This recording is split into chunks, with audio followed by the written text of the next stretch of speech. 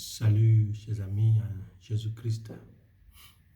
Nous sommes au mercredi de la 4e semaine du carême.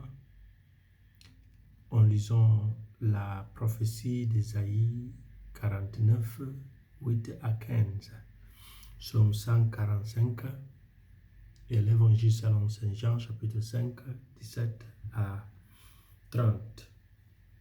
Et nous méditons autour du thème Jésus, le soin de la mère parfaite.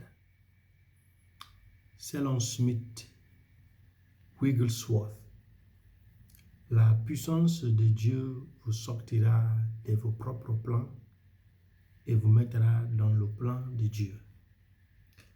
Dans l'évangile d'aujourd'hui, Jésus passe de la violation du sabbat qui fait de lui le maître du sabbat à la revendication de l'affinité, voire de l'égalité avec Dieu en tant que son Fils, ce qui lui donne le droit d'émulation et de juge du monde, lorsqu'il dit « Comme le Père ressuscite les morts et leur donne la vie, de même le Fils donne la vie à qui il veut. » Dans ses prétentions ou revendications à la divinité, Jésus s'attribue le jugement du monde et ce faisant condamne tous ceux qui ne reconnaissent pas sa divinité.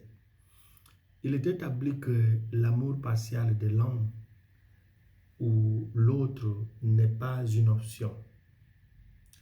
Là où le Père est aimé, le Fils est impliqué, et vice-versa.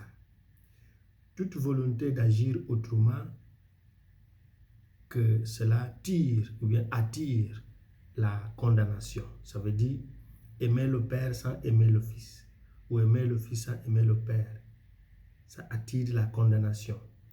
Aimer et mettre en pratique les paroles ou les commandements de Jésus, c'est en soi avoir la vie éternelle. Et cela est ce qui définit la tradition de Saint Jean dans sa théologie.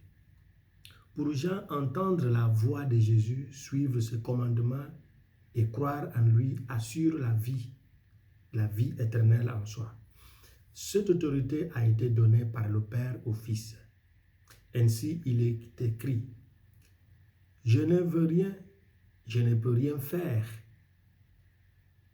de moi-même par mon autorité. Ce que j'entends, je le dis. Et mon jugement est juste parce que je ne cherche pas ma propre volonté, mais la volonté de celui qui m'a envoyé. Cette volonté est de sauver tout ce qui vient au Père par le Fils. L'attention maternelle dont parle Isaïe dans la première lecture se trouve dans sa plénitude en Jésus-Christ qui, comme le grand berger, n'abandonne pas ce que le Père lui a confié. Je t'ai donné en alliance avec le peuple pour établir le pays. En Jésus, nous aurons le meilleur des pâturages car il est prêt à nous conduire au plus profond de la forêt épaisse où la nature est à son meilleur, sans pollution, sans dérangement. Et cette zone où le pâturage est riche est une zone avec beaucoup de dangers. Et c'est pourquoi le grand berger de son troupeau est prêt à mourir pour nous comme il a fait. Mais ce dont il a besoin, ce qu'il cherche de nous, c'est de l'entendre, attendre sa voix, de la reconnaître et de suivre sa voix dans une obéissance complète et totale. Cette période du carême nous rappelle la voix de Jésus et nous aide à lui faire confiance et à lui obéir. Il est important de rappeler que lorsque le berger conduit son troupeau dans la forêt profonde pour le nourrir, il marche également avec lui, même si à certains moments il porte les faibles sur ses épaules. Et la question qu'on doit se poser est celle-ci: sommes-nous prêts à marcher avec Jésus?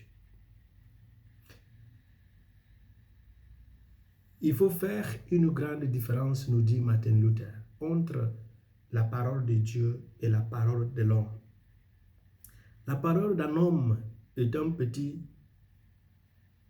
son qui s'envole dans les airs et qui disparaît bientôt.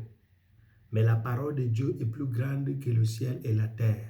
Oui, plus grande que la mort et l'enfer, car elle fait partie de la puissance de Dieu et elle dure éternellement. Et cette parole, c'est Jésus-Christ, j'ajoute. Jésus, comme le grand berger, pour avoir de bons pâturages, est obligé de quitter la pleine ville pour nous amener dans les forêts denses où se trouve la bonne nourriture. Et à côté de cet endroit, où dans cette zone se trouve beaucoup de dangers. Et c'est pourquoi il est là avec nous comme le grand berger, comme le bon pasteur, pour nous défendre contre les maraudeurs, pour nous défendre contre les oppresseurs. C'est pourquoi il est le pasteur par excellence. Et Jean nous dit dans son évangile 10, verset 10, que le grand pasteur, le grand berger, le grand pasteur, bonus pasteur, est venu pour donner la vie en abondance à tous ceux qui lui obéissent, qui écoutent sa voix et qui suivent sa voix. Qu'il nous fasse grâce, qu'il nous donne la chance durant cette carême et au-delà du carême de reconnaître sa voix, de le suivre pour qu'il puisse nous nourrir et nous protéger. Amen.